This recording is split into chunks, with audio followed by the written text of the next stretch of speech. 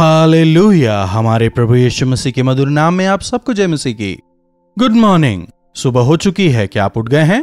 आइए छोटी प्रार्थना के साथ आज के मनन की शुरुआत करें। महापवित्र परमेश्वर प्रभु, हर रोज हमें आपके वचन द्वारा बलवंत करने के लिए, हमें तसल्ली देने के लिए आपका धन्यवाद। आत्मिक जीवन में विश्वास में दृढ़ होकर आगे बढ़ने के लिए अपने वचन से हमसे बात करें। यीशु के नाम से प्रार्थना मांगते हैं, आमीन।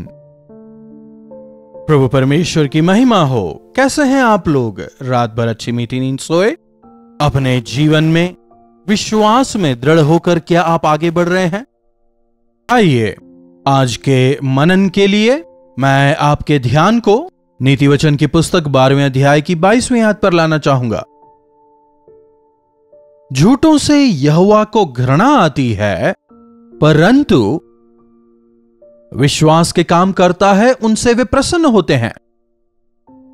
झूठ बोलने वालों से यहोवा घृणा करते हैं, उन्हें वे पसंद नहीं करते। झूठ बोलने वालों को परमेश्वर सहन नहीं करते। क्या आप झूठ बोलते हैं?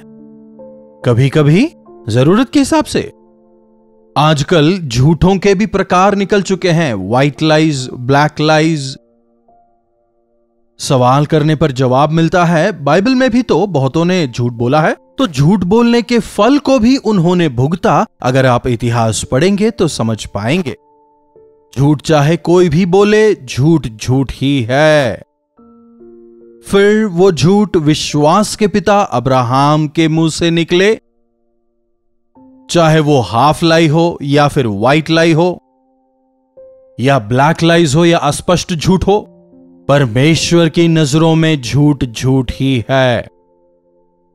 अब्राहम झूठ बोलता है, अपनी पत्नी को अपनी बहन बताता है, लेकिन उस झूठ का परिणाम क्या होता है जानते हैं? यकीनन परमेश्वर ने उन्हें बचाया। उस राजा को चिताते हैं। लेकिन अगर हम लॉन्ग रन में देखें, आगे चलकर क्या हुआ इस पर गौर करें। अब्राहम के जीवन में कलह इस झूठ के यहीं से शुरू होता है। हैगार जो है वो यहीं से आती है। कई बार हमें लगता है हमने झूठ बोला, जरूरी था, ठीक है, समय के साथ साथ वो ठीक हो गया। जी नहीं, बोला गया झूठ एक ना एक दिन बाहर आएगा। एक हॉस्टल वार्डन 3 दिन की छुट्टी के लिए जा रहा था। बच्चों को बुलाकर कहता है, मैं बाहर जा रहा हूं, लेकिन उस तरफ कोई मत जाना कहकर वो चला जाता है। लेकिन क्या बच्चे रुकने वाले थे? थोड़ी देर वे कंट्रोल कर लेते हैं, लेकिन ज्यादा देर रुक नहीं पाते। थोड़ी देर के बाद वहां जाते हैं। वहां जाकर उन्हें अच्छे ताजे तरबूज नजर आते हैं। बच्चों के मुंह में उसे देखकर पानी आ जाता है। वे उसे काट कर खा लेते हैं और बीजों को खड्डा करके पास में गाड़ देते हैं। 3 दिन के बाद वार्डन वापस आता है, पूछता है, अरे यहां जो तरबूज लगे थे कहां गए? नजर नहीं आ रहे। पता नहीं सर, हमने तो कुछ नहीं किया। शायद चोर वगैरह आए होंगे, हम तो सो रहे थे कहकर चुप हो जाते हैं। वार्डन को समझ आ जाता है, लेकिन फिर भी वो कुछ नहीं बोलता। थोड़ा समय निकल जाता है। 1 महीने के बाद वहां अंकुर फूटने लगते हैं। बच्चों ने तरबूज खाकर जो बीज गाड़े थे ना, अब वे बीज अंकुरित होने लगे हैं। वार्डन जो है बच्चों को बुलाते हैं, अरे आओ, आज मैं तुम्हें एक अच्छी सीख देने वाला हूं। बच्चों को वहां लेके जाते हैं। ये क्या है? क्या ये उसी तरबूज के बीज नहीं जिन्हें तुमने खाया था? बच्चों के सर शर्म से झुक जाते हैं। यकीनन जो हम बोते हैं वही काटेंगे। जो हम बोते हैं उसे ही काटते हैं। झूठ बोएंगे, झूठ ही काटेंगे। कितने लोगों को लगता है कि वे झूठ के सहारे ही जीवन बिता लेंगे? झूठ बोलना उनके लिए सामान्य बात है। बाइबल में एक जगह लिखा है, वे पीने के पानी की तरह झूठ बोलते हैं। चाय कॉफी हम कैसे पीते हैं? धीरे धीरे फूंक फूंक के पीते हैं। लेकिन पानी कैसे पीते हैं? बॉटल उठाया और गट गट गट गट पी गए। चाय की तरह हम पानी नहीं पीते हैं। कहने का मतलब इसी प्रकार बिना सोचे समझे इसका असर क्या होगा, क्या कहीं इस झूठ से किसी का नुकसान तो नहीं? यह सब कुछ भी नहीं सोचते, बस झूठ बोल देते हैं। झूठ झूठ को पैदा करता है। झूठ कभी अकेला नहीं होता, एक झूठ दूसरे झूठ को पैदा करता ही है। आपके जाने बिना ही यू आर ट्रैप्ड। झूठ के जाल में आप फंस गए हैं। याकूब अपने पिता से झूठ बोलता है, मैं आपका बड़ा बेटा हूं, झूठ बोलता है। झूठ बोलकर आशीष तो पा लेता है, लेकिन उसका मामा क्या करता है? हां, मैं अपनी बेटी राहेल से तेरा विवाह करवाऊंगा कहकर बड़ी बेटी लिया से विवाह करवा देता है। अरे ये क्या मामा, तो और क्या, यही बड़ी है। तूने मांगा तो छोटी को था, छोटी की जगह बड़ी से विवाह करवा दिया, कौन सी बड़ी बात हो गई? अपने झूठ के प्रतिफल को पाता है। धोखा देने वाले धोखा खाएंगे। याकूब ने अपने जीवन में धोखा दिया, भाई को धोखा दिया, अंततः उसके बेटे ही उसको धोखा देते हैं।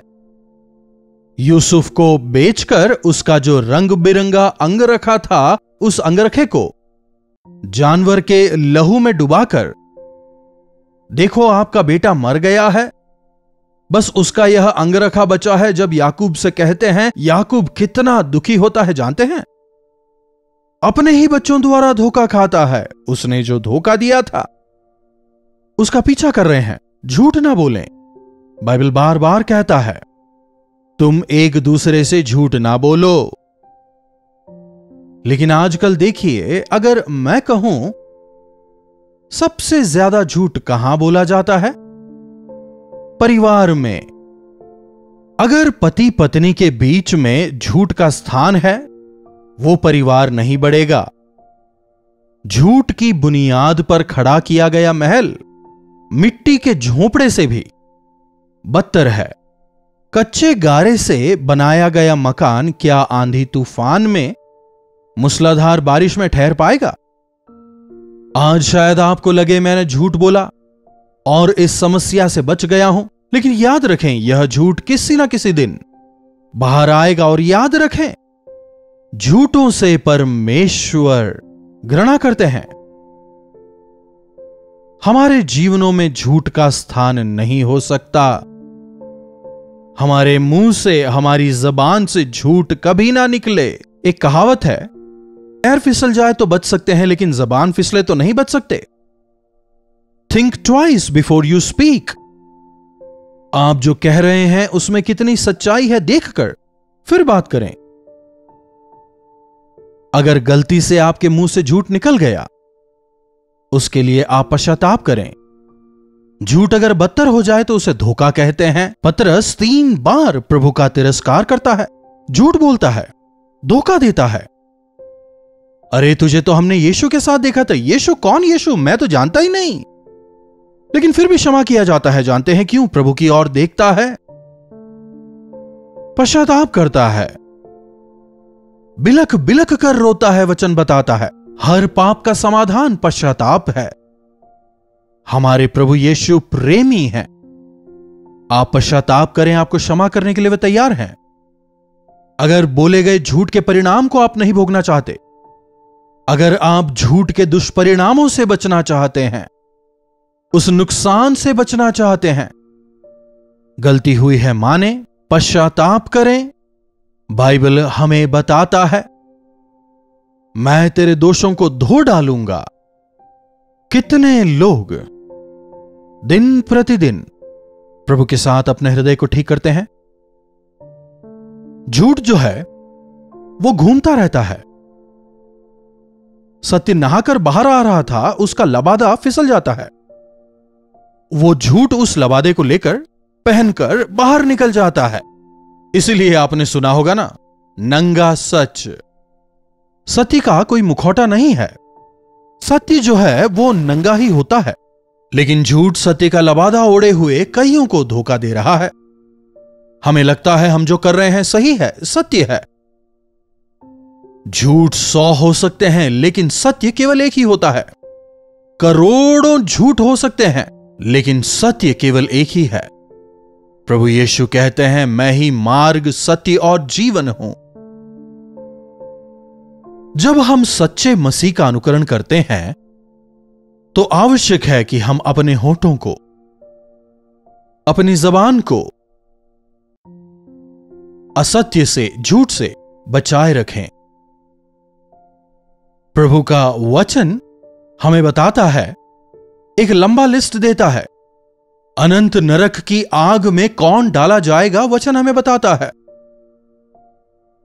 चोर, व्यभिचारी, सब कुछ कहने के बाद अंत में लिखा है, झूठ बोलने वाले और उससे प्रेम करने वाले नरक की आग में डाले जाएंगे। हो सकता है आपने कोई बड़े पाप ना किए हों, लेकिन झूठ बोलने वाले भी नरक की आग में झोंके जाएंगे, वचन कहता है।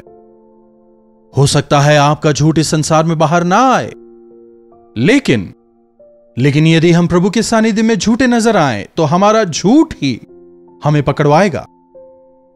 झूठ बोलने वाला याकूब अपने झूठ को प्रभु के सामने स्वीकारता है, पश्चाताप करता है, रात भर प्रभु से मल्लयुद्ध करता है। प्रभु, मैं झूठ में जीवन बिता रहा हूं, एक धोखेबाज होकर जी रहा हूं। जब तक आप मुझे आशीष ना दे, मैं आपको नहीं छोड़ूंगा। जब प्रभु उससे उसका नाम पूछते हैं, अपना सही नाम बताता है, अपने पिता से कहता है, मैं आपका बड़ा बेटा एसाव हूं, लेकिन अभी मेरा नाम याकूब है। उसका मतलब क्या है? धोखेबाज। मैं धोखेबाज हूं, मैं झूठा हूं। जब वो स्वीकार कर पश्चाताप करता है, प्रभु से क्षमा करते हैं, अब आज से याकूब ना होकर इस्राएल कहलाएगा, राजकुमार कहलाएगा, परमेश्वर के साथ बैठने का सौभाग्य पाने वाला कहलाएगा। जी हां, हमने जाने अनजाने में कई सारे झूठ बोले होंगे, लेकिन मन फिराने के बाद अगर आप झूठ बोलते हैं तो आपका विवेक तुरंत आपको कचोटता है, आपको चिताता है, अरे चलता है कहकर अगर आप छोटे छोटे झूठ को स्थान देने लगें, एक दिन आपका हृदय पत्थर समान कठोर हो जाएगा। छोटे छोटे कंकर मिलके ही बड़ा चट्टान बनता है। सैकड़ों बरसों तक ऐसे ही पड़े रहकर हवा में, धूप में, पानी में वो जो धूल मिट्टी है जमते जमते बड़ा चट्टान बन जाता है। चट्टान बनने के बाद आप उसे कितना भी पानी में डालें, कितनी ही देर पानी में भिगा के रखें, उसका कुछ नहीं बिगड़ेगा। आज कई लोगों ने ऐसे ही अपने जीवन में झूठ को स्थान देकर अब वे झूठे हो गए हैं। अब उनका विवेक उन्हें नहीं कचोटता। चाहे वो जो करें ये गलत नहीं है, ऐसा ही उन्हें लगता है। जब हमारा मन नरम है, जब हमारा विवेक हमें कचोट रहा है, अपने झूठ को हम स्वीकार लें। अगर आपने मनुष्यों से झूठ बोला है, उनके सामने कबूलें। अगर परमेश्वर के सामने झूठ बोला है तो परमेश्वर के सामने उसे कबूलें। चाहे मनुष्य के सामने हो या परमेश्वर के सामने हो, उस झूठ को जब आप कबूलते हैं, वे आपको अपने लहू से धोकर शुद्ध करेंगे। परमेश्वर के लिए सच्चाई का जीवन बिताएं। झूठ को, फरेब को, अन्याय को, धोखेबाजी को अपने जीवन में स्थान ना दें, उसे छोड़ दें। प्रभु के लिए पवित्रता से उनकी इच्छा अनुसार जीवन बिताने वाले हम हो जाएं। प्रार्थना। महापवित्र पिता परमेश्वर, प्रभु इस संसार में मैनिपुलेट करने वालों को, झूठ बोलने वालों को चालाक मानते हैं, समझदार समझा जाता है। वे नहीं जानते कि वे शैतान का अनुकरण कर रहे हैं।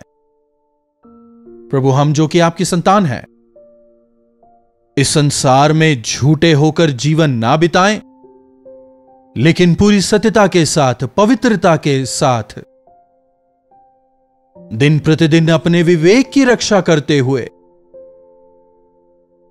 आपको पसंदीदा जीवन बिताने का अनुग्रह हम में से एक एक को दें। यीशु के नाम से प्रार्थना मांगते हैं, आमीन। अब हमारे पिता परमेश्वर का प्रेम, प्रभु यीशु मसीह का अनुग्रह, पवित्र आत्मा की संगति और सहभागिता हम में से प्रत्येक के साथ आज, कल और सर्वदा बनी रहे, आमीन। प्रभु परमेश्वर की महिमा हो।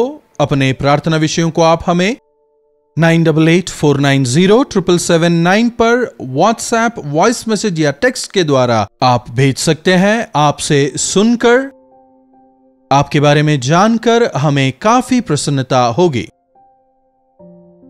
आपके छुटकारे के लिए आपके साथ मिलकर हम अवश्य प्रार्थना करेंगे। आप भी प्रार्थना करिए। प्रभु अपने समय पर आपके जीवनों में जरूर चमत्कार करेंगे। चैनल को यदि आपने अब तक सब्सक्राइब नहीं किया है तो आप इसे सब्सक्राइब करें। साथ ही साथ में जो आपके मित्र हैं या फिर आपके रिश्तेदार हैं जिन्हें हिंदी आती है, तो आप अवश्य उनके साथ में इन कार्यक्रमों को शेयर करें और उनके जीवन में आशीष का कारण बने। चैनल को लाइक करना भी मत भूलिएगा। इन्हीं वचनों के साथ मैं आज आपसे विदा लेता हूं। प्रभु आप सबों को आशीष दें। कल्वरी दर्शन, ये है प्रेम के दर्शन, यीशु प्रेम के दर्शन।